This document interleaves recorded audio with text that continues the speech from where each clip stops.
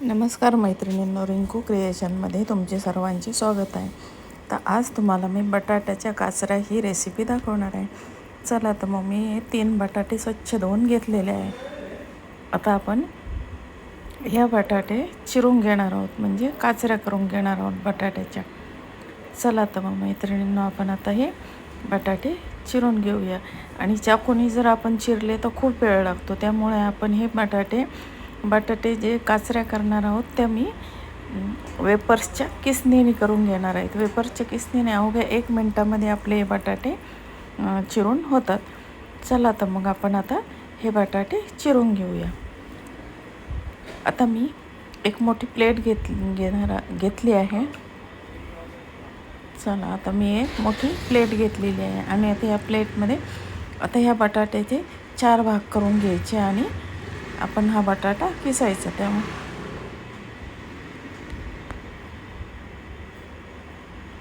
बघा मैत्रिणी, अशा प्रकारे पातळ स्लाईस या वेपर्सच्या किसणीमुळं होतात.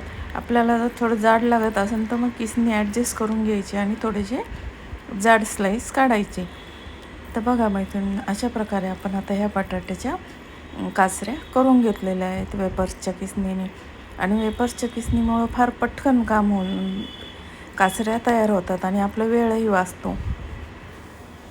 आणि आता ही भाजी मी टिफिनसाठी करत आहे. तर बघा मैत्रिणींनो, तुम्हाला माझ्या रेसिपी आवडतात का? जर आवडत असतील तर माझ्या चॅनलला लाईक, शेअर आणि सबस्क्राईब नक्की करा. आता या आपल्या काचऱ्या रेडी झालेल्या आहेत. आता आपण गॅसवर एक फ्राय पॅन ठेवणार आहोत. आणि कोणतीही कोरडी भाजी करायची असेल तर त्यासाठी पसरट भांडं घ्यायचं. पसरट भांड्यामुळं भाजी ही पटकन होते, कारण आता काचऱ्या ह्या आपण सर्व त्या फ्राय पॅनमध्ये पसरल्या जातात आणि भाजी आपली अवघ्या 2-3 मिनटामध्ये शिजली जाते. तर बघा मैत्रिणींनो, आता मी यामध्ये अर्धी पळी तेल टाकलेले आहे आणि त्यामध्ये जिरे टाकलेले आहे. फक्त जिरे यामध्ये मी टाकणार आहे. आणि त्यानंतर त्यामध्ये लाल मिरची पावडर, हळद, हिंग आणि कांदा लसूण मसाला हे मी फोडणीमध्येच टाकून घेतलेलं आहे. लाल मिरची पावडर, हळद, हिंग आणि कांदा लसूण मसाला. आता तुम्हाला जो मसाला तुम्ही वापरत असाल तो टाकला तरी चालतो. तर बघा मैत्रिणींनो, अशा प्रकारे आपण आता त्यामध्ये सर्व काचऱ्या टाकून घेतलेल्या आहे आणि व्यवस्थित आपण हलवून घेणार आहोत.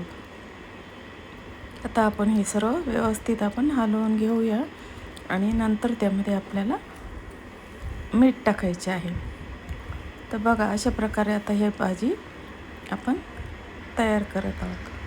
आता हे पसरट भांडं घेतल्यामुळं भाजी ही पटकन होते, कारण सर्व ठिकाणी ह्या सारख्या पसरल्या जातात आणि मग अर्धी कच्ची अर्धी शिजलेली असे होत नाही. त्यामुळं नेहमी कोरडी भाजी करताना आणि आपण ज्या भाजीमध्ये पाण्याचा वापर करत नाही अशा भाज्यांसाठी आपण पसरट भांड्याचाच वापर करायचा.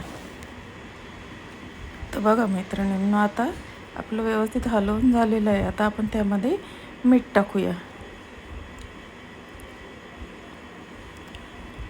आणि आता हे व्यवस्थित परत एकदा आपल्याला हलवून घ्यायचं आहे आणि नंतर त्याच्यावर आपल्याला झाकण ठेवून 2-3 मिनटं शिजवून घ्यायचे आहे. आता आपण त्याच्यावर झाकण ठेवूया आणि भाजी शिजण्याची वाट बघूया.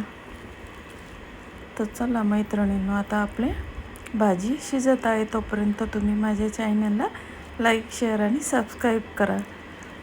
आता बघा, आपली भाजी रेडी झालेली आहे. मी ती आता सर्विंग बाउलमध्ये काढून घेतलेली आहे. तर बघा मैत्रिणींनो, अशा प्रकारे आपण आता ह्या बटाट्याच्या काचऱ्या तयार केलेल्या आहे. तुम्हाला ही बटाट्याच्या काचऱ्याची भाजी कशी वाटली हे तुम्ही मला नक्की सांगा आणि तुम्ही पण करून बघा. धन्यवाद.